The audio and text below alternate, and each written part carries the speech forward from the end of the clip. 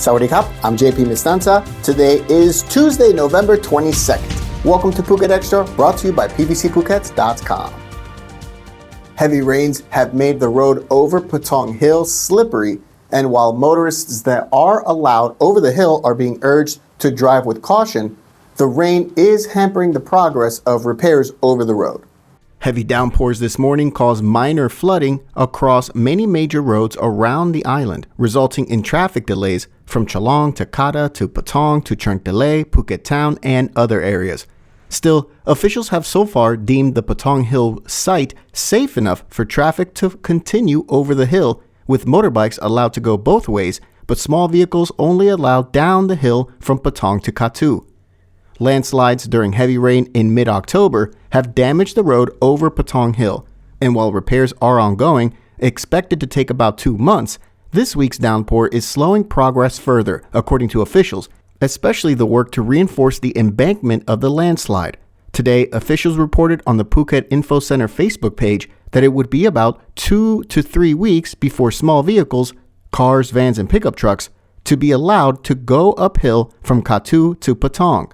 More isolated heavy downpours are expected through to at least this Thursday, with a weather warning in effect for all along the Andaman coast. For more, visit thephuketnews.com. After fatally stabbing his father in the neck during a fight over money to buy kratom leaves, a 26-year-old man surrendered himself over to police.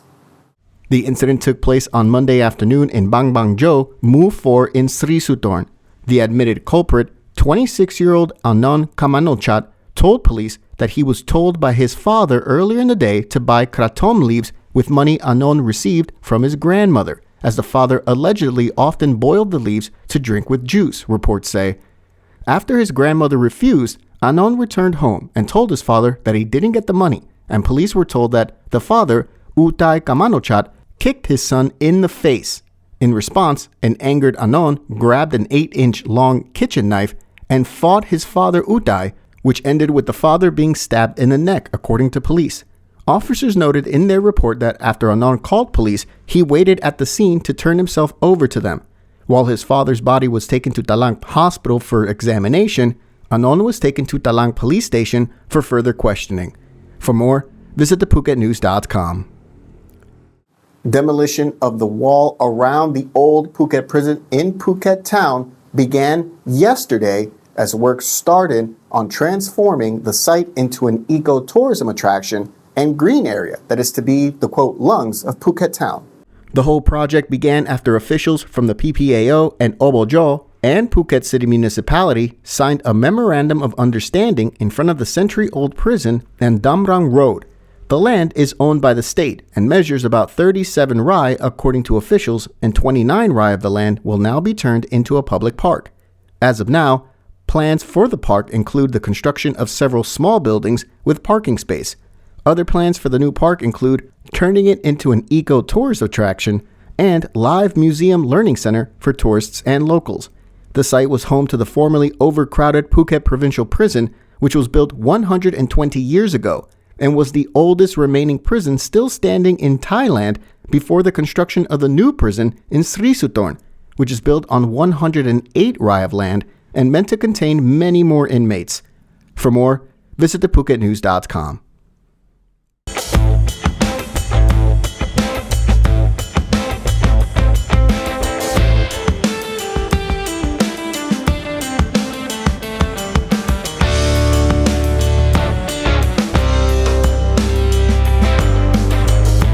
More than 7 years after a bomb blast at the Erawan Shrine in Bangkok killed 20 people and injured over 120 others, the trial of the 2 Uyghur men accused of carrying out the deadly attack in the capital will resume today. Yusufu Meirali and Bilal Muhammad were picked up just weeks after the bombing on August 17, 2015, while trying to flee Thailand.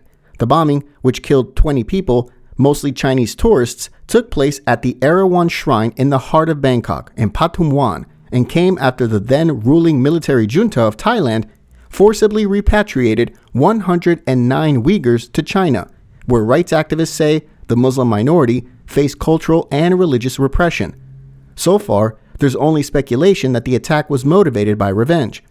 The trial itself was delayed several times due to language issues, as the Thai court had trouble finding a suitable interpreter.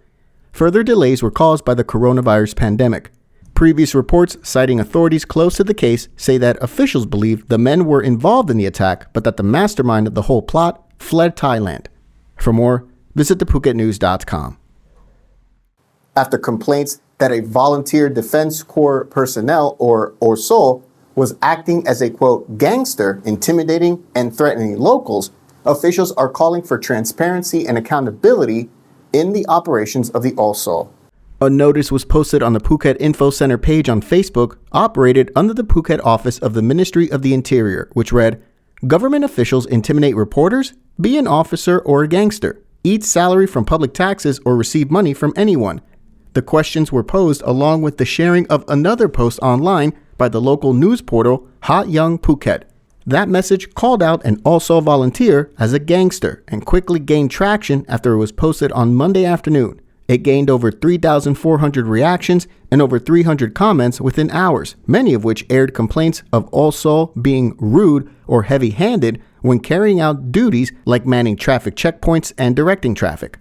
By Monday evening, the post was updated to say only, "It's over," with no further explanation given.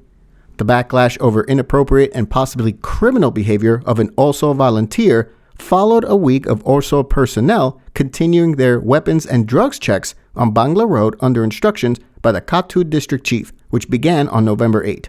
For more, visit thephuket.news.com. Thanks so much for joining us on this Tuesday edition of Phuket Extra, brought to you by pvcphuket.com. Join us again tomorrow.